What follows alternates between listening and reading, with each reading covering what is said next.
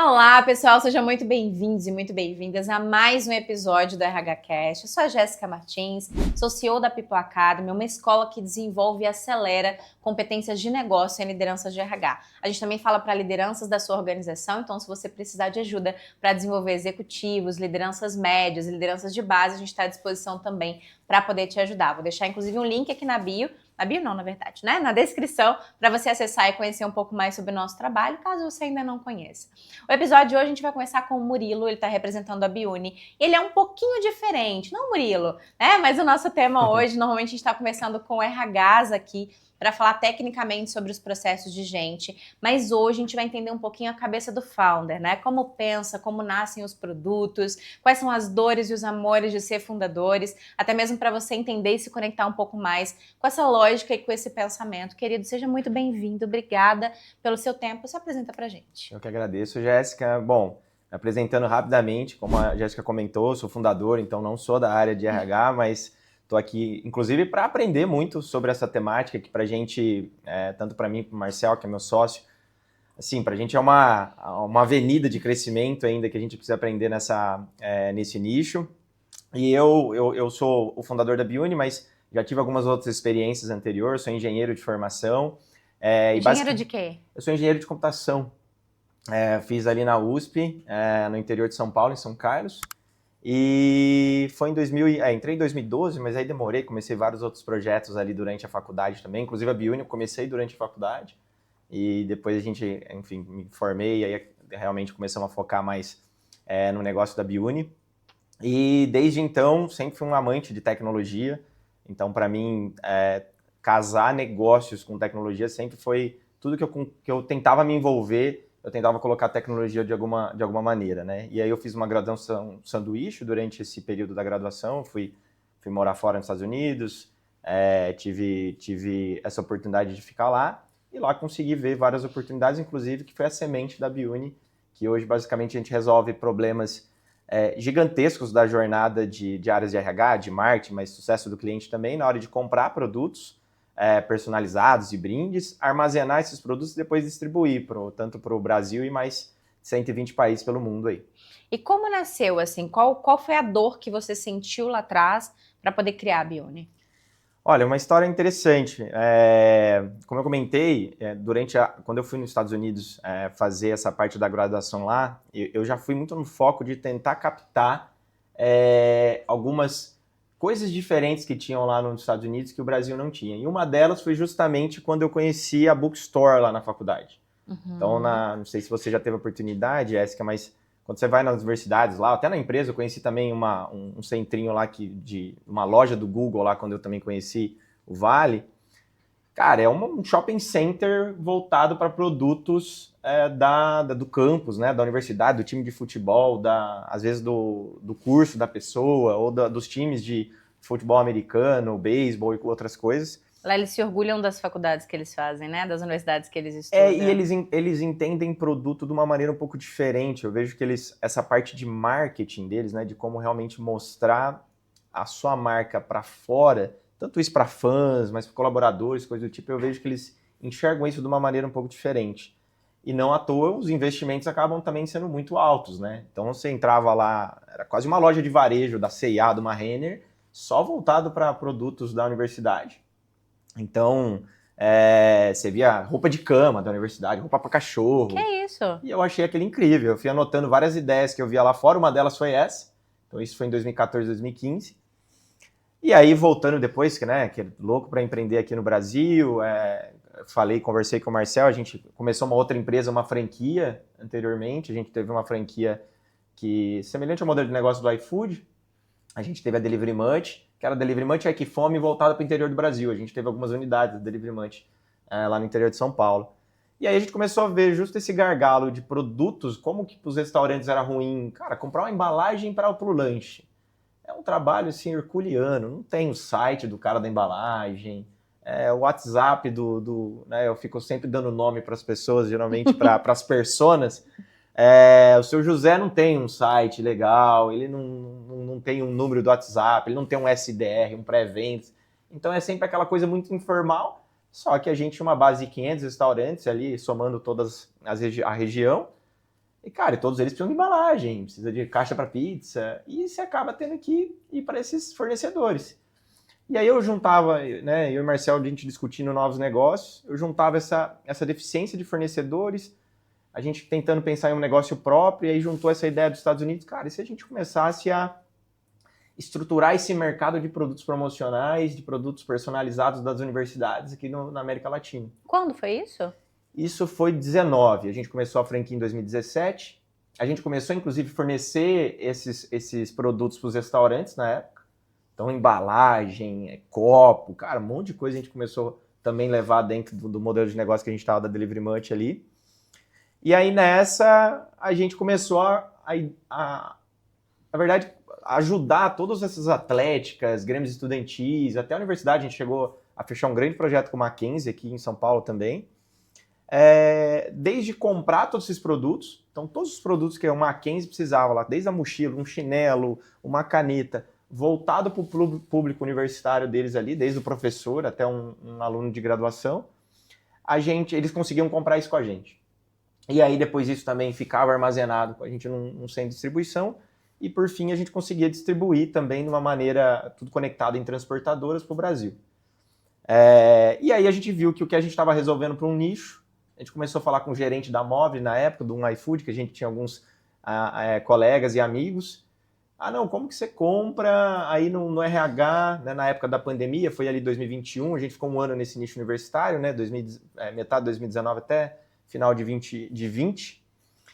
E aí ela começou, nessas entrevistas, não, eu tenho 5 mil colaboradores, 6 mil colaboradores, eu compro com o cara do papel cedo, eu compro com a fita crepe, às vezes eu tenho pelo e-mail, outro pelo WhatsApp. Exatamente. Um na Insight tem, que eu peguei o contato de alguém que me passou, sempre aquela coisa mais informal, né? Ou às vezes quem tem um departamento de compras acaba tendo uma estrutura um pouco maior, mas, pô, tava falando com uma gerente de RH da Móvel e tinha produto armazenado no apartamento dela.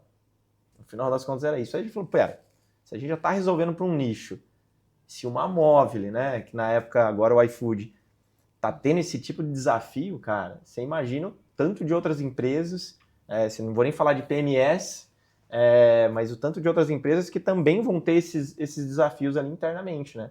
E aí a gente sempre teve muito benchmark como inspiração, então a gente olhou para o mundo, olhamos o que estava acontecendo no mundo, desde China, Europa, Estados Unidos, o que estava acontecendo de mais grandioso nesse nicho, e começamos a ver oportunidades assim, imensas aqui na América Latina como um todo. E aí a gente fez uma pivotagem, digamos, de nicho, mas o que a gente resolvia acabava sendo muito, muito semelhante, para ir para um B2B mais geral. E aí a gente começou a atender, Raia Drogasil, Maersk, Mafre, um iFood é cliente nosso, inclusive, também, Itaú, Cubo do Itaú é clientaço nosso. Então, a gente começou a ver que esses players também tinham esse desafio de comprar com um monte de gente diferente, de armazenar não sei onde eu deixo, e aí a gente está falando de milhares, centenas de unidades muitas vezes.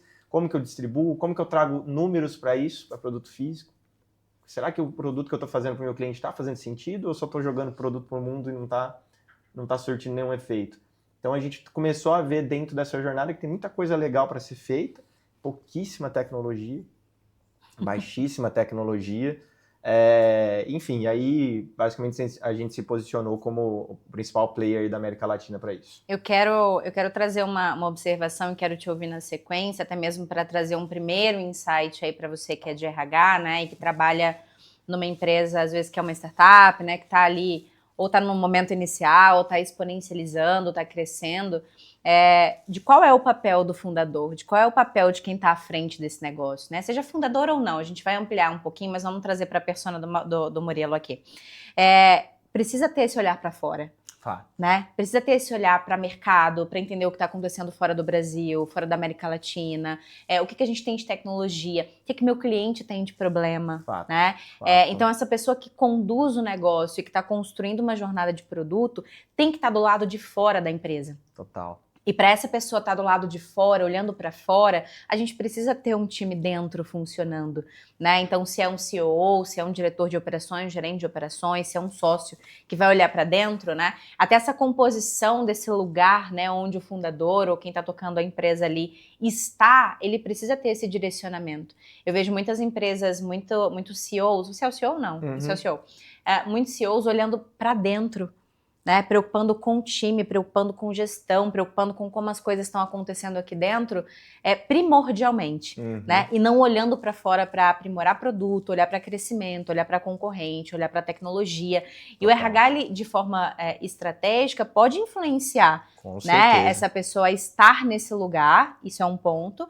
Inclusive eu estava comentando contigo de um cliente que eu atendo hoje, que é um executivo, que a gente está fazendo esse trabalho com ele, de como a gente prepara um time de lideranças interno para olhar para dentro, para a operação, para que ele consiga ir para fora. Ele não consegue ir em um evento, ele não consegue fazer uma viagem, ele não consegue fazer nada, né? E isso é muito crítico. O RH ele pode influenciar nisso, né? Sem dúvida. E é uma questão que eu bato muito a nível cultural, inclusive. Desde o onboarding que eu faço questão hoje na empresa, todas as pessoas que entraram, né, e entram hoje, de ficar no mínimo meio período, eu sempre fazia um dia, agora eu tô passando um pouco para a nossa pessoa de people lá, mas eu faço questão do primeiro dia eu conversar com essas novas pessoas para justamente passar essas coisas de cultura, né, cara, como que é importante a gente ter referências, e referências que às vezes podem estar distante a primeiro momento, mas o quanto que isso, cara, dá um gás para você ir atrás de novos conhecimentos, de buscar novas coisas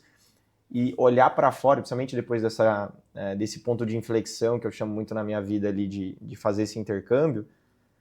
Assim, eu sempre abro pra você ter uma ideia, no onboard eu abro o Google Maps lá com o pessoal, e aí eu vou lá no zoom in onde a gente está no momento e vou dando zoom out e falo, cara, ó, olha o tamanho disso aqui, olha o tamanho desse mundo aqui. Vamos fazer um raciocínio lógico aqui. A gente está no mercado de produtos promocionais e tudo mais, de brindes. A gente é referência no Brasil aqui? A gente é referência disso para o planeta? Possivelmente não. Possivelmente não somos nós. Então não faz muito sentido a gente não absorver conhecimento de outros lugares que às vezes já estão há muitos outros anos na nossa frente ou se desenvolvendo nisso, e a gente ficar preso no nosso mundinho aqui, né? E isso eu levo isso a nível cultural, porque eu não estou falando só de negócio.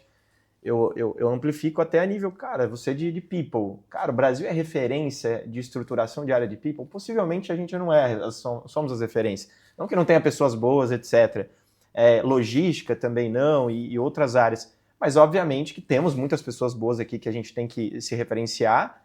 Mas, cara, quando a gente pega o mundo, pela amplitude que o planeta tem, cara, vamos absorver coisa de fora para a gente fazer esse combo de conhecimento nosso, com essas coisas que o pessoal já fez. Isso acelera, né? Isso acelera negócios, isso acelera entrega, isso acelera resolução de problema. Exatamente. Né? Se a gente olha, por exemplo, para dentro de uma empresa, seja de 30 pessoas, 300 ou 3.000 pessoas, poucas pessoas estão tirando um tempo para olhar para fora.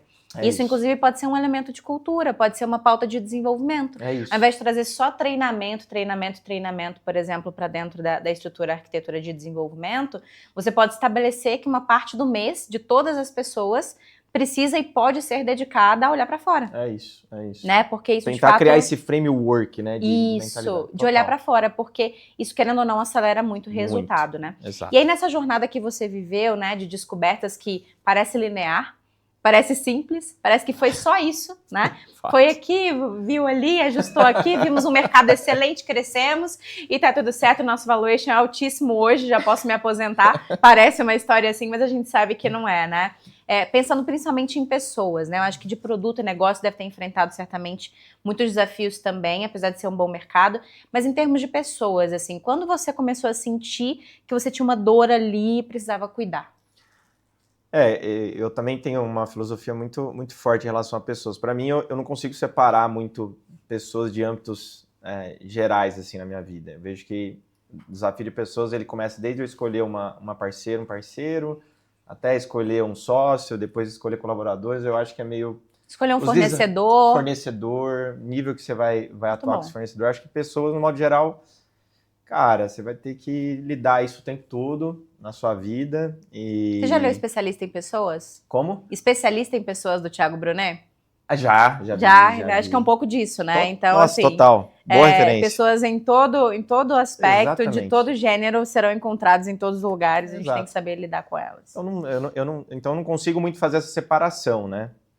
E aí, logo, desde o 10.0 ali, eu acho que talvez desde D-1, né? D-1 já teve esse desafio que justamente, cara, eu começar uma sociedade com meu irmão. É seu irmão? Ele é meu irmão. Não sabia. Ele é meu irmão. Vocês não se parecem. A gente já falou. Um monte de gente já falou isso. Não nos parecemos tanto mesmo. Quando era mais jovem, a gente parecia mais. Uhum. Então, desde a gente já construir essa relação de parceria ali, que a gente às vezes a gente jogava alguns jogos de RPG quando era mais novos, tal, na adolescência, e a gente sempre gostou dessa parte de negócios, então desde como se a gente se junta para fazer um negócio lá na frente, quem que vai tocar o quê, então esse desafio ele já começa, mesmo se você for um founder solo, que eu não recomendo, cara, não recomendo também. Sem dúvida não recomendo. Também já vai ter vários desafios, né? Então, desde escolher a primeira pessoa que você vai contratar, também vai chamar. Então... Isso, inclusive, é um ponto de influência para o RH, né? Fazer o fundador refletir se ele é solo, né? Se ele talvez não precise de outras pessoas para diluir um pouco, né? Exatamente. E aí já começa a percepção, né? Pensando com esse lado de RH também. Cara, é você enxergar o que você manda bem e o que você não manda bem. Então, por exemplo, eu e o Marcel, né, falando um pouco desse D-1 aí, cara, o Marcel ele é um cara muito mais analítico, ele é um cara muito mais detalhista, eu sou mais de tecnologia, o Marcel ele fica mais na área comercial. Então, já saber que a gente iria se complementar já começa sendo uma análise boa para ser feita, desde esse começo, né? Que entra nesse aspecto de análise de pessoas, né? E aí depois, quando a gente se juntou, a gente já estava com essa outra empresa, mas quando a gente começou a Biuni, entra um pouco, acho que um aspecto também que eu gosto de mencionar muito, que é alinhamento, que hoje eu venho né, cada vez mais amadurecendo isso também, mas é casar expectativas. Eu acho que esse é um dos principais desafios que eu vejo que a gente tem, porque assim, eu e o Marcel, a gente sempre teve muita ambição de construir algo realmente relevante. Então a gente não criou a empresa para ganhar uma graninha e comprar uma BMW. Nunca foi essa a nossa filosofia. Então, como a gente não tinha isso na cabeça, a gente já sabia, antes de começar, de chamar as primeiras pessoas, que a gente precisaria de gente com a gente. A gente já era uma premissa para nós. Então, a gente falou, então vamos encontrar essas pessoas. Tá, mas quais pessoas? Vai ser mais na área de negócio? Vai ser mais na área de tecnologia? Então já começa essa discussão. E aí o que eu tinha sempre na cabeça, eu falei, Marcel, primeiro, então quero essas pessoas que tenham uma visão mais de médio e longo prazo, porque não é para ganhar uma graninha, não estamos fazendo para isso. Segundo ponto, eu acho que é legal, como a gente quer fazer uma empresa de tecnologia, terem mais pessoas nessa área de tecnologia, apesar que eu sou de tecnologia, mas, cara, como a gente quer fortalecer, eu não vou virar o CTO, possivelmente, da empresa no futuro. Então, eu preciso que tenham pessoas nessa vertical para nos ajudar e ser um pilar da empresa a nível tecnológico. E aí, eu estava na universidade, então veio esse desafio, a gente já sabia que ia precisar de pessoas para construir um negócio relevante. Falei, tá, então vamos fazer um raciocínio. A gente está no interior de São Paulo, não tem uma rede gigante de pessoas, não temos dinheiro para vamos chamar alguém que, sei lá, foi um desenvolvedor ferrenho lá do PagSeguro, do Nubank. Não temos essa grana. Só que eu estou na universidade, tem muita gente jovem, geralmente a galera aqui da USP vai para São Paulo para justamente virar CTO depois de 10 anos. Hoje tem amigos que são CTOs de grandes startups aqui no Brasil, tem pessoas que estão no Vale do Silício trabalhando lá fora, então são bons profissionais, mas talvez não sejam júniors, só estejam no começo da jornada. E aí eu fui fazendo na sala de aula, eu ia fazendo matérias até de outras turmas, de engenharia de produção. Só para se conectar. Cara, eu fiz um Trello com uma listinha de gente. Fiz um Trello, eu demorei mais na faculdade. Você ia lá viver o dia a dia da sala de aula. Eu já estava fazendo umas aulas, né? Só que aí Aham. eu aproveitei meu contexto para falar, cara, eu vou anotar pessoas, inclusive uma delas foi o Igor, até engraçado, acho que ele não sabe dessa história, mas eu anotei o nome que é o fundador da Traction, que é uma startup, já receberam quase $200 milhões aí de captação, E eu fui anotando várias pessoas que eu achava que eram fora da curva ali dentro da faculdade. Falei, se eu não achar aqui, cara, não vai ser, sei lá, no barzinho ali da esquina que eu vou encontrar alguém que vai ser o próximo cara que vai me ajudar aqui a construir esse projeto. E aí chamamos 3 pessoas nesse início justamente com esse contexto. Todos da universidade. Todos da universidade, média ali 19, 20 anos e tal. Que também tivemos outros desafios com elas. Mas foi o início, assim, foram pessoas que nos ajudaram demais ali. Você não pensou em trazer pessoas da sua família, seus amigos e etc? Eu vejo que isso é um movimento natural de quem está começando, olhar para o lado, ao invés de fazer um processo inteligente como você fez, de ir lá e observar, entender pessoas fora de contexto e tudo mais, vai em quem está mais perto, porque tem pouco dinheiro, precisa de confiança, precisa de alguém que faz tudo e acaba indo por esse caminho, assim. Olha, como eu já tinha uma vivência assim, eu já via sobre startup desde 2014, 2013, eu já li alguns livros, já estava imerso nesse mundo. Então eu já sabia que para fazer o que eu queria ali, eu acho que não seria ninguém na minha família ou próximos, assim. Ninguém estava nessa mesma filosofia que eu estava, né? Então nunca nem me passou na cabeça isso. E também não aconselho, assim, é o que eu falo, eu acho que não tem uma regra do jogo universal, mas vai muito dessa ambição. É que pra gente, a gente já tinha muito claro que a gente não queria pegar para fazer um negocinho aqui no estado de São Paulo, no interior de São Paulo, vamos brincar de fazer uma empresinha e ganhar uma grana. Então, como a gente sempre já teve isso desde o início... De sustentabilidade, né? Precisava de serem pessoas realmente que iam ajudar na sustentabilidade do negócio. E que querem fazer um negócio realmente relevante. Inclusive, cara, nosso nome a gente já pensou em como ser pronunciado em português, inglês, espanhol, desde o day zero, entendeu? Então, a gente já tinha muito essa filosofia desde o início mesmo. Legal, de longo prazo, né? De longo prazo. Quando nós conversamos, você falou uma coisa interessante, que hoje na linha do RH é muito comum, né? A gente tem falado muito sobre, que o RH entender de negócio, né? Então, enfim, tem vários clichês nesse sentido, mas a gente fala com muita profundidade sobre isso nos nossos programas, ensina como faz, inclusive se você não conhece, sugiro que você conheça aí as nossas formações, mas você trouxe uma visão de que é importante que essa visão ela seja espalhada por todas as pessoas do negócio e que isso em algum momento foi uma dificuldade, que vocês foram cuidando disso. Conta pra gente. Ainda é também, viu? As pessoas, elas tendem... Aí só aspas, né?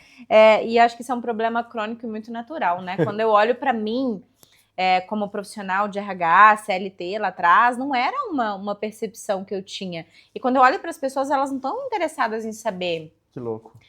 Do negócio, como ele cresce, como ganha dinheiro, como ele roda, qual que é o modelo, quais são as oportunidades. Não, quem é de marketing quer operar ações de marketing, quem é de vendas quer operar de vendas. E eu acho que a própria universidade, eventualmente, pode vir a virar essa chave na cabeça das pessoas também, né? Exatamente isso, Jéssica. Quando eu falo de negócio, eu acho que é justamente... porque assim... É um interesse, vamos falar de um interesse, e não de um conhecimento técnico. É o interesse e ao mesmo tempo, eu vejo que eu acho que na nossa educação, acho que não só brasileira, mas eu acho que são poucos os lugares que você consegue ter essa visão mais holística, é entender até o que é um negócio, né? O que é uma empresa, o que nasce uma empresa. E aí eu tenho um conceito muito simples para mim. Para mim, o que eu aprendi de você construir uma empresa, um negócio em si, é nada mais do que você servir. É isso. É servir outras pessoas. E por isso elas te trocam, pegam o dinheiro delas e dão para você. Então, para mim, é um conceito muito básico. Então, a partir do momento que você começa a entender que a nossa função, quando a gente se junta como uma companhia e tudo mais, é que você está servindo outras pessoas. E aí você pode servir tanto o cliente, mais ali diretamente, que você vai ter um contato às vezes direto com o cliente, mas se você não estiver servindo diretamente o cliente, possivelmente você vai ter que servir alguém do time que vai servir o cliente, que vai servir outra pessoa. Então, mas isso é uma filosofia do teu ponto de vista de cultura. Foi uma escolha que você fez como fundador. Fato. Porque quando a gente olha para os negócios, talvez os mais atuais, mais modernos e digitais, talvez eles até tenham essa visão.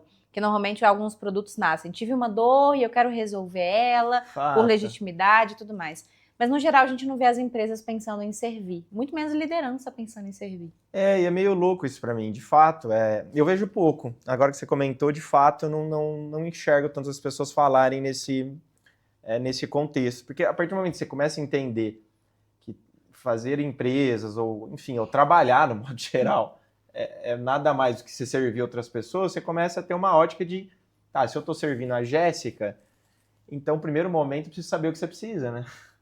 Eu preciso saber o que eu preciso para te ajudar, né? E aí, de forma genuína, você vai construindo essa necessidade de serviço. Mas a Exatamente. relação de trabalho, as pessoas se relacionando com as empresas já não é assim. Não, né? E aí que eu vejo, aí que para mim entra o negócio, porque o negócio para mim é isso no final das contas, né? E aí essa dificuldade às vezes do RH, o RH ou outros times, né? Não necessariamente o RH, de estar muito longe dessa visão, ele acaba, não só o RH, né, como eu mencionei, mas ele acaba tendo um peso de prioridade menor, porque se a pessoa não tem muito essa visão, ela começa a fazer trabalho, trocar uma lâmpada. Não que não seja importante trocar uma lâmpada, mas o peso que possivelmente os fundadores, uma diretoria, vai dar para você naquele determinado momento, vai ser muito menor que o peso que ele está dando para outro tipo de coisa. E aí, como o tempo é finito, ele não consegue atender todas essas demandas o tempo todo, geralmente ele vai optar por essas que vão ter pesos maiores.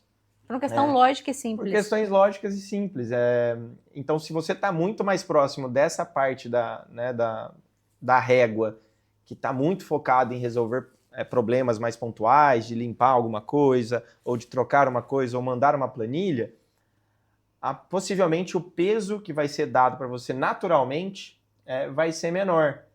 E tá tudo bem se você quiser estar nessa posição. Mas, ao mesmo tempo, se você quer ser algo mais estratégico, né, ter um impacto mais relevante, possivelmente você vai ter que ir indo mais para essas partes que, como eu ajudo ou a empresa serviu, ou as pessoas aqui dentro do time, como que eu sirvo ela de uma melhor maneira para ela servir outras pessoas também. E aí, quando você começa a ter isso, quanto mais a gente vai fazendo isso como time, mais a galera vai dando Pix pra gente, que é o que eu uso lá dentro da empresa. E é simples quanto isso, entendeu? Quanto mais a gente fazer isso em alta escala, mais as pessoas vão querer nos pagar ou vão trocar por qualquer outra coisa pra gente tá lá, enfim, prestando aquele serviço ou aquele produto. Muito bom. Quais foram os seus primeiros erros, assim, com pessoas, né? Quando você começou a perceber, caramba, isso é mais difícil do que eu imaginava, não sei o que fazer aqui, talvez se eu tivesse alguém especialista em pessoas me ajudaria. Isso a gente também acho que foi vendo nos últimos 1 ano e meio, 2 anos para cá, que quando a gente começou a crescer um pouco mais o time, que começam a vir desafios maiores, né? Porque você começa a não perder a mão, mas começa a ficar um pouco mais distante algumas coisas dentro da empresa, né? Quando você começa a crescer um pouquinho mais. Eu acho que isso vai ficando cada vez mais desafiador. Mas aí os primeiros erros às vezes por você não conhecer da área, de uma área, de ser uma pessoa mais técnica, às vezes, dessa área de RH, você não entende muito bem o que é uma cultura, você não entende muito bem o que fazer em determinadas situações. Então, a gente teve um episódio que, às vezes, uma pessoa que a gente começou a dar um grau de confiança, a gente não falava muito de cultura, né, no dia a dia. A gente não tinha uma pessoa de RH, por exemplo, focada nisso. Eu sempre fiquei um pouco com essa caixinha. Sempre fiquei bastante, na verdade, com essa caixinha ali dentro da companhia. E era muito mais, uma aspas, né? E era muito mais, provavelmente, sobre os seus desejos e crenças do que sobre a cultura destrinchada em comportamento, com certeza, né? Com em ritual, filosofia. não entrava isso. E são coisas diferentes. Acho que inclusive, Totalmente. até um ponto de observação para quem é fundador, né? Então, os seus desejos não necessariamente são cultura, né? São, às vezes, crenças e desejos. Com certeza. Mas isso precisa ser fragmentado em processos e metodologia, Exatamente. né? Existem técnicas, às vezes, para aplicar aquele desejo e realmente ele se transformar em algo mais concreto, né? E foi justamente essas coisas que eu comecei a observar. Porque a gente começou, às vezes, a dar autonomia para uma pessoa ou até efetivar não, né? Mas dar algum cargo de liderança para outras pessoas. E a gente começou a ver que aquela pessoa começa a passar a cultura, e aí você fala, pera, não, aquilo ali eu não quero que seja feito. Tá, mas o seu comportamento, o ritual de ter promovido e de não ter isso bem estabelecido, cara, vai passar. Você querendo ou não querendo, porque somos seres humanos aqui, isso aí vai acontecer. E aí a gente começou a olhar e falar, pera, nossa, a gente precisa olhar isso aí com um pouco mais de teor, porque essa pessoa, por exemplo, começou a passar algumas coisas que a gente não queria dentro da companhia. E a gente começou a ver que estava perdendo a mão, assim, né, nesse aspecto. Obviamente, numa escala pequena, mas Aí eu comecei a ver na prática. Os grandes problemas começam pequenos. Exatamente, e aí eu vi isso na prática. A gente começou a ver, olha como uma pessoa tem uma influência e isso chega nessa liderada ali, ou nesse liderado ali na ponta. E, cara, não era aquilo que eu queria passar. Não era isso que eu queria passar como cultura. Tá, mas você colocou essa pessoa, você não estruturou essa parte de cultura, vai ser passado, querendo você ou não, né? E aí eu comecei a ver que, cara, a gente precisa olhar um pouco mais para isso, de uma maneira um pouco mais enfática, porque vai acontecendo, e eu comecei a entender um pouco mais, por conta da dor, o que seria um RH estratégico me ajudando, por exemplo, nisso. Entendeu? Porque às vezes no dia a dia, como eu não estou olhando e nem sei as metodologias, não sei como fazer, e realmente a gente não sabe, cara, como fundadores, assim, gente tem muitos desejos, não estudaram para isso, né? Não estudaram para isso. Não, a gente não sabe realmente como fazer aquilo ali na prática, mas as coisas acontecem. E aí, se você não está olhando, ou você vai fazer brecar e vai olhar para aquilo, ou vai acontecer, e aí eu acho que é pior. A gente também sempre teve na cabeça que eu quero construir as primeiras 30, 50 pessoas da empresa com um alicerce mais sólido, porque depois eu sei que elas vão ser a base para essa outra estrutura que a gente vai construir, né? Então, sempre fiquei de olho, pelo menos como eu tinha isso na cabeça, sempre fiquei de olho para, cara, a gente não pode estragar isso. Tô começando a achar que você não é uma referência para o nosso podcast. Porque a ideia era a gente falar de um senso comum, né? E você tá trazendo uma visão que não é natural de fundadores, né? Inclusive um problema crônico em empresas que estão escalando e que o RH enfrenta contrataram tantas pessoas fora do eixo que chegou num ponto que a empresa vai crescer e eu preciso tirar essas pessoas que chegaram primeiro, porque elas estão totalmente desenquadradas com o que a empresa precisa fazer. Elas faziam o que davam, mas elas não eram as pessoas certas ali, né? Então, acho que, então vamos tentar aproveitar isso para um outro momento, né? Então, você que é, às vezes, um fundador, um empresário, se você é um RH que está assessorando, né, uma pessoa aí começando um negócio, no início de um negócio, trazer essa visão, né, de que esses primeiros momentos, eles são importantes para realmente conseguir crescer com sustentabilidade. Exatamente. Né, porque isso pode atrapalhar tudo. Só que se perceba, né, apesar que eu tenho isso na cabeça, né, a importância dessas 30, 50 primeiras pessoas, sempre tive desde o início, uma coisa é você ter a visão, outra coisa é como que eu aplico isso, né? Mas já é um ponto maravilhoso, sim, fato, né? Fato, não é vamos chamar fulano, beltrano, vamos pegar que não tá ótimo, precisa contratar mais ninguém, precisa tampar esse buraco aqui. É totalmente diferente, faz total sentido. Eu acho que isso talvez tenha um pouco a ver, me diz se faz sentido, né? Apesar de não ser necessariamente o teu pensamento. O início de um negócio, ele é muito angustiante, né? Porque você tá trabalhando concepção de produto, entendendo o cliente, entendendo como entregar, você está sem recurso, você está sem mão de obra, você não tem, às vezes, no seu caso foi privilegiado de começar com teu irmão no começo, de ter alguém para trocar, para dividir, para discutir, mas esse início ele é muito tumultuado, né? Então você de fato quer ansiosamente ir resolvendo, achando que está resolvendo, talvez no curto prazo, mas no longo prazo não, né? Exatamente. E esse começo também, acho que assim, o começo ainda, eu particularmente, né, ele acaba sendo mais tumultuado de fato, mas eu vejo que a preocupação talvez que eu tenho hoje, por exemplo, com mais pessoas, ela acaba, hoje eu penso mais sobre people do que eu pensava antes. E quando você traz essa pauta de pessoas, cara, pessoas, né? As mesmas pessoas do trânsito, são as mesmas pessoas do jogo de futebol, são as mesmas pessoas em todos os lugares, né? Tem os seus desafios, nós temos os nossos também, então já a pauta pessoas, ela já é desafiadora por si só, né?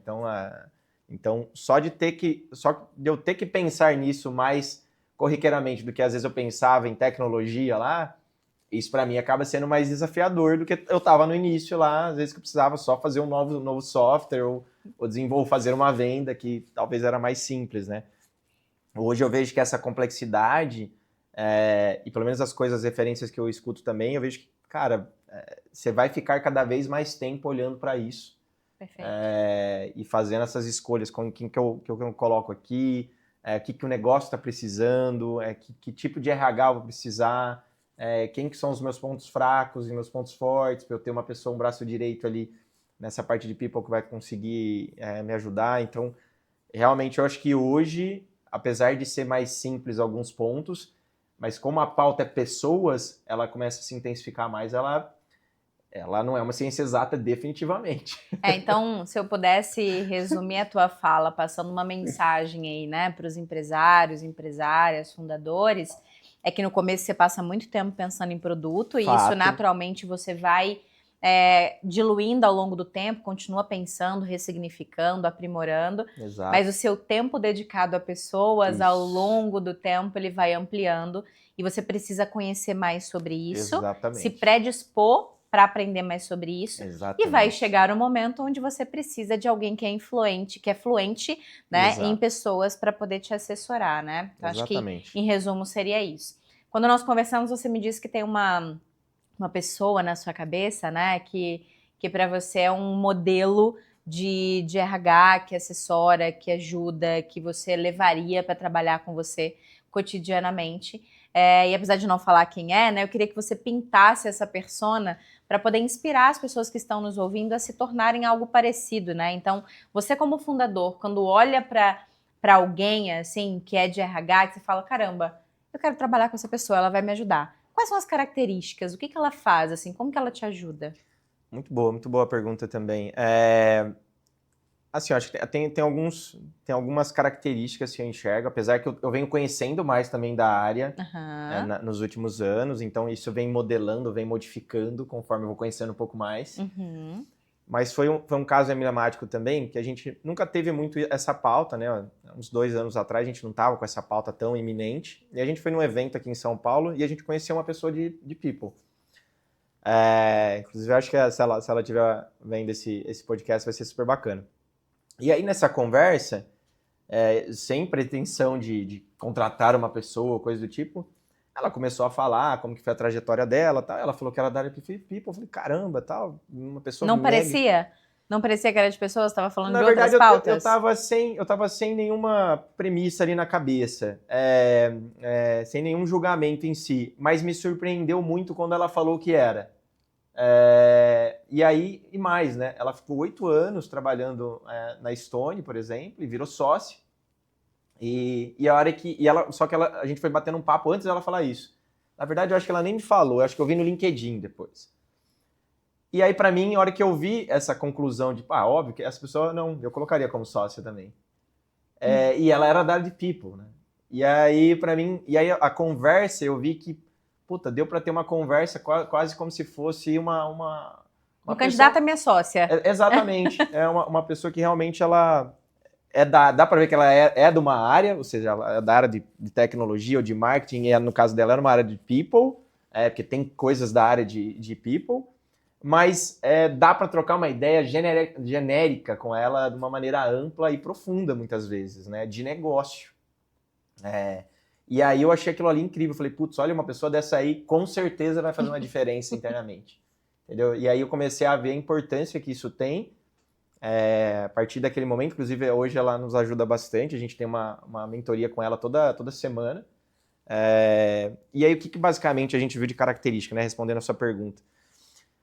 Cara, algumas delas, né? Primeiro, é uma pessoa mega estudiosa, então as coisas que ela traz, né, tá fazendo agora, se eu não me engano, o doutorado dela, as coisas que ela traz, primeiro, não é achismo, não acho, tu achas, ele acha.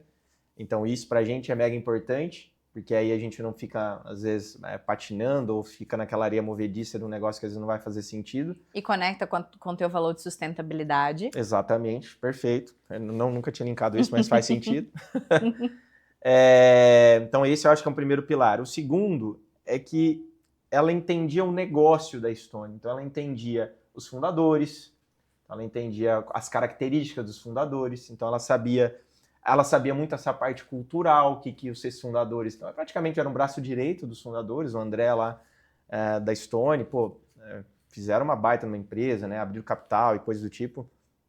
Então, deu para ver que ela não era do DP, entendeu? Ela não era a pessoa que às vezes resolvia um problema pontual do RH. dava para ver que ela trocava umas ideias ali a nível de people, cara, profundas. E ela, acho que ela até comentou, não lembro o número exato, mas se eu não me engano, trocaram 8 diretores dela, porque ela entrou com 21 anos, se eu não me engano, ou 20 anos na Stone, com uma idade baixa. Trocaram 8 diretores e ela ficou. Né? E ela ia ficando. Ou seja, dá uma olhada. Crescendo. Né? E crescendo. E era de pessoas. E era de pessoas. Então ela participou, cara, contratava 700 pessoas por mês. Chegou a participar de todo esse processo, mas também participou de um processo que teve que fazer um layoff gigantesco com um time durante a pandemia. Então também, né, desses altos e baixos. E aquela pessoa que estava leal a eles ali. Então é um aspecto que dá para ver, pô, ela estava ali na empresa, entendeu? Ela não estava... Não é que assinaram a carteira dela, não era isso. Ela estava ali na empresa, entendeu? A empresa... Disponível para aprender, entender e contribuir. Exato. E servir. E servir, exato. Exatamente. Ela comprou essa questão. E ela nem precisa me falar o salário que ela ganhava. Eu sei que não era isso o jogo. Apesar que, pô, virou sócia e também ganhou uma grana, mas não era esse o jogo. Uhum. E você vê isso na fala. A gente trocou, acho que 1 hora. Entendeu? 1 hora eu já peguei isso aí. E aí, ao ponto que eu peguei o contato dela, 1 ano depois a gente voltou a se falar e hoje ela ajuda a gente aí semanalmente. E aí você começa a ver essas características, né? De abraçar o negócio, de entender os fundadores, o que eles querem, de mandar muito a real. Então, de mandar a real. Falar, cara, isso aí tá ruim, você tá fazendo merda. Ela fala literalmente essas palavras, assim. E fala na lata, numa vontade de querer crescer. Então, não é de querer te ferrar, não é de querer te humilhar, não é nesse sentido. E aquilo começa a ficar genuíno, né? Sim. Aquilo começa a ficar genuíno. E se a outra pessoa tá apta para escutar também, cara, eu acho que é uma mistura de ganha-ganha muito boa, assim. E foi interessante quando a gente conversou e você me contou, né? Acho que eu fiz alguma pergunta do tipo, você traria ela para qual desafio de RH exatamente? Você falou, Jéssica, nem sei. Eu sei que ela entraria e mudaria meu jogo, seja qual fosse. Isso. Né? Então não é nem sobre ter especificamente uma demanda, ou ainda que tenha ou não tenha, né? Mas é uma pessoa que eu traria para dentro, porque tem talento, entende do negócio, certamente faria contribuições no dia a dia que nos ajudariam muito, né? E talvez eu poderia fechar e concluir, e quero te ouvir numa mensagem final para a gente encerrar, que eu acho que quem está nesse lugar, seja de fundador, empresário ali, de presidente, de CEO, contratado de mercado, quer pessoas que contribuam com a pauta dele ou dela, né? Total. Eu tô numa pauta de crescimento, eu tô numa pauta de sustentabilidade, eu tô numa pauta crítica de concorrência chegando, eu tô numa pauta crítica de tecnologia fazendo o que o meu negócio faz, eu tô numa pauta de break-even, eu tô numa pauta de investimento. Exato. Né, de captação de investimento. E aí, como é que você contribui com isso? É isso aí, essa é a leitura. Eu acho que o ponto tem uma pergunta que eu gosto muito, quando os RHs falam, mas como que eu começo uma conversa, né? Pergunta o que tá tirando o sono. O que tá tirando o seu sono? Né? É o servir, né? Acho que você traduz muito bem nisso. Então, o que tá tirando o seu sono? O que tá te preocupando? O que tá ocupando? Qual é a pauta que tá ocupando a sua agenda hoje? Né? As suas reuniões são sobre o quê? Isso vai dizer muito, né? A agenda de uma pessoa diz muito sobre quais são as prioridades dela. Então, você entender o que está tirando o sono, o que está incomodando, o que está influenciando no bom ou no humor que não está legal daquela pessoa, você vai saber o que você precisa fazer para poder ajudar, ou pelo menos vai saber qual é a pauta para você contribuir. Então, querendo ou não, quem está nessa cadeira, né? Vou falar até de liderança de modo geral, quer saber como você ajuda. Exato. Não é, nossa, eu sei contratar, eu sei desenvolver, eu te ajudo num processo de avaliação.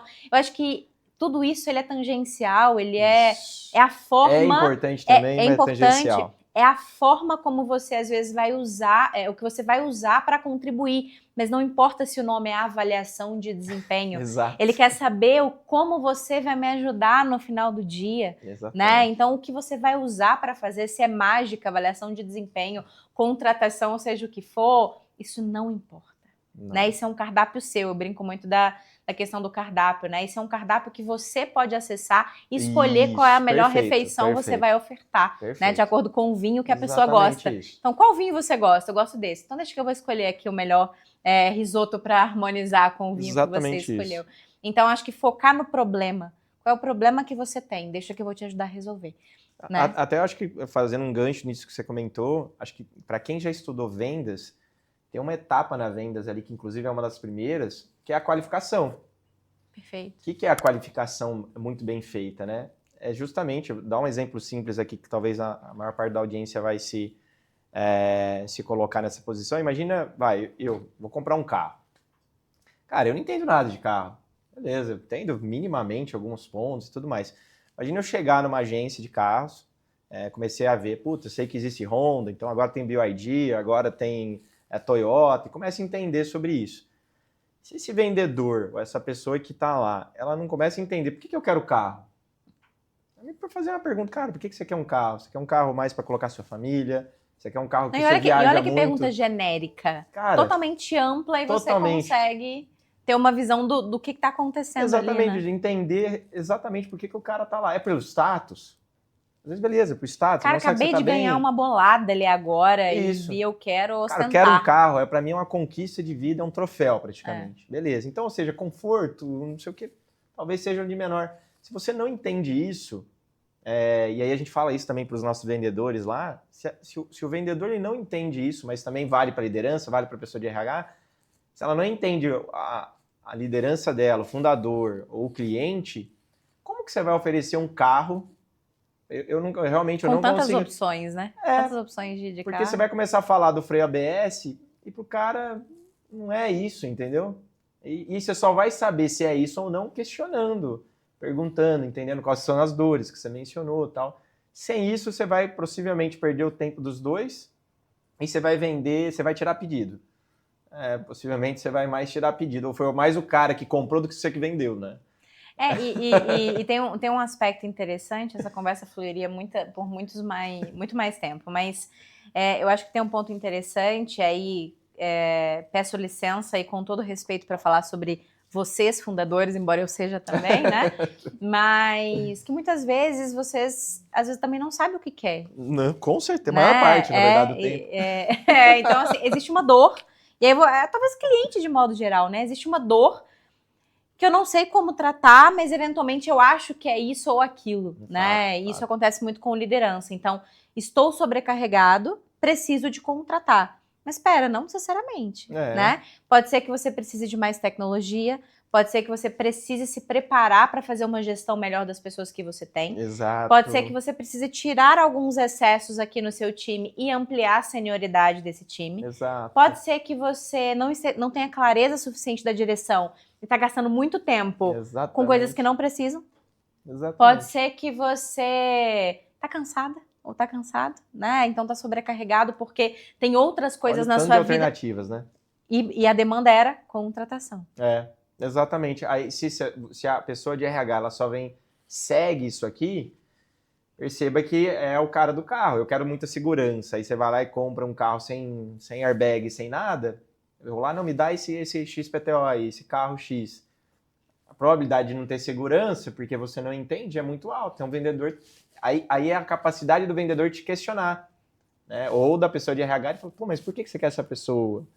Deixa eu entender um pouco mais nos detalhes e tudo mais, e ter essa maneira de desviar, de perguntar, porque às vezes, assim como vendedor, você vai pegar clientes que, sim, não, quero, não quero. Então, você tem que, mas que legal, então já sei que tem que fazer a leitura, A mesma coisa vale para uma pessoa de RH, às vezes vai ter um fundador que é um pouco mais tímido, outro mais extrovertido, enfim. Mas essa questão da venda, de qualificar, entender o que você está fazendo para depois pensar numa solução... É muito importante. Extremamente. E eu me arriscaria a dizer, com a entrada da tecnologia, muita coisa acontecendo no mundo e também no RH, embora um pouco mais atrasado do que as outras áreas, talvez essa seja uma das competências mais valiosas, né, que a gente, como profissional de RH, vai precisar desenvolver. Então, conseguir extrair do nosso cliente interno o que ele precisa para ofertar o melhor produto de RH. Faz total sentido. E ser influente o suficiente para conseguir dizer, olha, você acha que precisa, mas eu vou te explicar o porquê que você não precisa. Isso. E ter autoridade para ser escutado. Né? Então, porque querendo ou não, às vezes o cliente não acha que precisa, não precisa, mas fecha as portas para você porque não quer te ouvir, por qualquer que seja o motivo, bola para frente, a gente acaba errando lá e você se torna um profissional obsoleto. Queria que você deixasse sua mensagem final, não para o RH, Eu vou usar esse episódio para dizer, RH, mande para o seu fundador, mande para o seu presidente, Muito bom. que eventualmente pode ter insights aqui que podem te ajudar, né, como RH, a trazer essa pessoa para mais perto de você. Então, entendendo tudo que você entende até hoje, entendendo de RH, o quanto tanto você entende até hoje, o que você traria, né, de mensagem para quem está no lugar que você está sobre a importância de se letrar em pessoas e trazer uma pessoa especialista para ajudar? Bom, Jéssica, eu acho que assim, é uma pauta mega importante, eu acho, para aquele fundador que não está enxergando a importância disso, eu acho que esse já seria um principal ponto de atenção logo de cara. Como eu disse, desde o Day Zero ali a gente já vinha falando sobre essa temática, apesar que às vezes a gente não sabia o que fazer exatamente, mas o tema e a importância que a gente dava era extremamente importante. E assim, para a gente, a leitura que a gente faz ali como fundadores é muito uma leitura pessoal, né? Então, por exemplo, eu tenho essa característica um pouco mais de olhar para essa parte de people, o Marcel um pouco menos. Então, como a gente sempre teve... Então, a gente dá um zoom out, eu olho, o Murilo então tem essa característica, o Marcel tem essa característica. Então, o Murilo consegue ir ajudando até um determinado ponto da empresa. Mas depois de um determinado ponto, né, como eu mencionei nesses episódios, que a gente foi colocando novas lideranças, impactando em cultura, eu já comecei a ver que, eu não vou conseguir ficar o tempo todo nisso. E como eu dou um grau de importância relevante para esse tópico, possivelmente a gente vai precisar de uma pessoa que seja ela externa, a gente vai testar com externo uma semana, vamos testar com estagiário, vamos testar com analista. Não sei o que a gente vai fazer, mas sei que essa pauta ela é importante. Então, acho que o primeiro é esse entendimento dos fundadores e dessas pessoas que estão ali tomando decisões dentro da empresa. O quanto você, como fundador ou seus sócios, tem essa capacidade. Caso não, então dado essa análise, e aí você tomaria essas atitudes aqui de contratar uma pessoa um pouco mais sênior, menos sênior, tamanho do time, coisa do tipo. Então acho que essa seria a mensagem que eu deixaria, assim. Então, para mim, né, falando nós pessoalmente, a gente viu que esse ano que a gente queria, ano passado, na verdade, que a gente queria trazer mais lideranças mais sêniores para o time, a gente falou, a gente vai precisar de uma pessoa de people, a priori, para nos ajudar em partes operacionais, mas a partir desses momentos estabelecidos, eu vou precisar de uma pessoa estratégica para nos ajudar a tomar decisão mesmo do que fazer com essas novas pessoas e esses liderados desses líderes também, né? Então, acho que essa análise holística e pessoal, esse autoconhecimento, né, eu diria, é mega importante para você conseguir pensar a melhor maneira e a melhor decisão para você tomar para uma pessoa de RH. E aí, dando os meus 20 centavos aqui para contribuir nessa pauta, muitas pessoas discutem qual é o momento certo, né, de trazer uma pessoa de pessoas.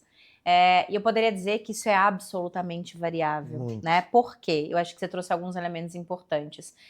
Depende do quanto que os fundadores, né, estão letrados nesse assunto. Exato. Então, se for uma pessoa que já tem uma sensibilidade, tem uma preparação, já foi às vezes uma liderança num outro negócio, e consegue entender, e tem o tempo também, né? Porque depende da maturidade do seu negócio. Né? Porque dependendo se já tem um produto que veio pronto, se já tem um negócio que está rodando, já entra jogando, então você tem tempo para cuidar disso aqui. Exato. Né? Então aí é um time.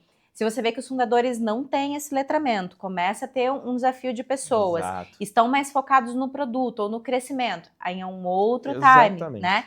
Se você tem 30 pessoas, mas você tem 30 pessoas que você conseguiu encaixá-las na cultura, conseguiu dar clareza do que elas precisam fazer, trouxe lideranças alinhadas com o seu pensamento e o negócio está fluindo, eventualmente você não vai precisar agora. Mas pode ser que daqui a um ano você está numa outra concepção, né, numa outra formatação de 100 pessoas, 150, que aí começou a ter um problema de escala. Então você vai conseguir trazer. Mas pode ser que você tenha 10 pessoas e você tenha que trazer alguém porque isso não está fluido. Exatamente. Eu entrevistei uma pessoa, inclusive é um podcast sensacional, recomendo que você assista. Ele vai estar, inclusive, com a gente no People Summit, que inclusive está com as inscrições abertas, tá? Então, o People Summit Leadership é o nosso evento que acontece de forma híbrida, então ele vai ser presencial em Belo Horizonte. Olha a tendência, sempre de falar que é São Paulo, mas eu faço questão de ser em Belo Horizonte, quis trazer essa primeira edição. Quis trazer essa primeira edição em Belo Horizonte, né? Então, o evento já acontece há 3 anos. Os 2 anos foram online, agora vai ser híbrido com presencial em Belo Horizonte. Legal. Quando você assistir esse episódio, não sei se vai estar acontecendo ou não, ou se vão ter vagas ou não, mas serão 120 pessoas presencialmente lá em Belo Horizonte, nos dias 30 e 31 de julho, 2 dias inteiros, para a gente discutir as pautas mais importantes para a liderança de RH, e também vai ser transmitido online, então você também consegue assistir. E aí o ponto que o Tomás, que inclusive esteve com a gente aqui na RH Cash, ele hoje é CHRO de uma grande empresa lá em BH, que é a ABC da Construção, né, que é dessa indústria e tudo mais. Então, baita uma empresa setor, hein? É um baita setor. E uma empresa que, né, se não me falha a memória, se não fosse algo parecido, de 60 anos. Na verdade, agora ela está com 67 anos, mas quando ele entrou como RH pela primeira vez, RH na história da ABC, 60 anos sem RH, Olha, só que com loucura. DP. Ele entrou porque o executivo entendeu que precisava exponencializar, chegar a lugares que ele não conseguia chegar sem uma pessoa especialista em pessoas. Mas até ali a ABC era uma empresa de sucesso. Porque tinha uma cultura muito bem estabelecida, tinham pessoas muito maduras, muito contextual, claramente, né? Com muitos desafios ao longo do caminho, etc. Mas uma empresa que cresceu exponencialmente ano a ano, que é uma das referências do setor, né? Que tinha diversas lojas na época e agora tem 3, 4 vezes mais, mas porque o executivo entendeu que naquele momento ele precisava de uma pessoa para exponencializar, tratar questões que ele não conseguia tratar mais, entende? Então, 60 anos sem RH, né? Uma empresa de sucesso. É, né? Muito contextual, né? É muito contextual. E depende de onde você quer chegar, dependendo você como fundador. Depende, totalmente. Às vezes, você como fundador conseguiu sustentar esse negócio por um certo momento, mas até ali você quer chegar em outros lugares que sozinho você não consegue chegar. Exato. Às vezes você quer chegar mais rápido, né, num determinado lugar. Você pode não precisar, às vezes, até de um CFO, pode não precisar de um CTO, mas se você contratar, você vai chegar mais rápido em algum lugar. Então depende da sua visão de futuro, depende de onde você quer chegar, depende do quão sustentável você quer chegar, porque eu conheço empresas que chegaram a determinado sucesso, mas sangraram muito as pessoas no meio do caminho. Perfeito. Se tivesse, às vezes, um especialista de pessoas, poderia ter sangrado menos, chegado mais rápido, ter tido menos problemas trabalhistas no caminho. Total. Né? Então, assim, eu acho que é uma questão de fazer uma leitura de cenário, entender o quanto que isso é importante para os fundadores ou para quem está sentado na cadeira de executivo e executiva ali, e a partir disso tomar uma decisão de quem é esse talento no mercado que vai vir compor o meu time de negócio. Um ponto legal que eu fui fazendo, talvez que valha para o público, é colocando doses homeopáticas, por exemplo. Então a gente foi, cara, vamos chamar um estagiário, então vamos entender? Antes do estagiário é uma pessoa externa, né? Vamos trazer uma pessoa externa e vamos fazer uma semana para entender qual que é o benefício, o que não é esse benefício, porque aí você vai entendendo também a importância. E você não precisa sair investindo horrores para já sentir o impacto do RH estratégico. Você pode, inclusive, me contratar como mentora. Acabou. Pronto. Pior que é verdade, porque, cara, eu acho que faz super sentido. Isso, né? Então, assim, entender como pode ajudar para, então, entender como que a gente internaliza e faz isso funcionar. Total. Querido, amei o papo. Muito obrigada. Me conhecer a tua história, a história da Biuni.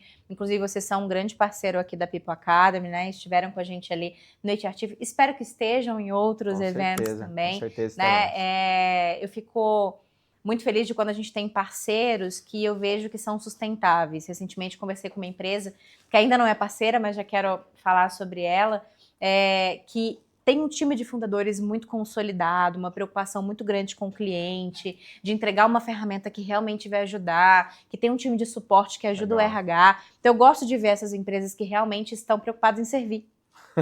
Não é só para ganhar dinheiro ou tapar um buraco de uma necessidade de RH pontualmente ali, né? Então, são pessoas realmente preocupadas. E eu fico feliz de poder ter vocês com a gente, resolvendo um problema que é legítimo, né? Então, a gente está falando aqui de questões de onboarding, né? De brindes personalizados, onde vocês direcionam, armazenam. E o RH só precisa se preocupar em dizer o que precisa ser feito, quando precisa ser feito e aonde precisa ser distribuído, né? E são brindes de muita qualidade, inclusive. A gente teve acesso ali no HR Chief, então estou muito feliz de conhecer a história de vocês, conhecer o produto, né? E poder ter a oportunidade de ter vocês aqui. Quem quiser continuar falando com vocês, encontrar você e conhecer a Biuni, faz como? A gente tem o nosso Instagram e o nosso LinkedIn da Biuni, né? Então, só colocar Biuni BR ou Biuni Tecnologia em qualquer uma dessas plataformas, tanto LinkedIn como Instagram, você vai nos encontrar lá. Para me encontrar, também utilizo bastante o LinkedIn, então Murilo Prataviera no LinkedIn e também no Instagram, tudo junto, Murilo Prataviera. Então só me pingar por lá que eu ajudo no que eu precisar, no que eu puder aí, né? Muito bom, muito bom. Muito obrigada novamente. A você também, muito obrigada por estar conosco até o final desse episódio. Espero ver você, te conhecer, seja no People Summit, seja no HRTIF, seja no People Club, né, que é a nossa comunidade aí também, ou seja na People Academy, que é a nossa plataforma. Super beijo e até semana que vem. Tchau, tchau.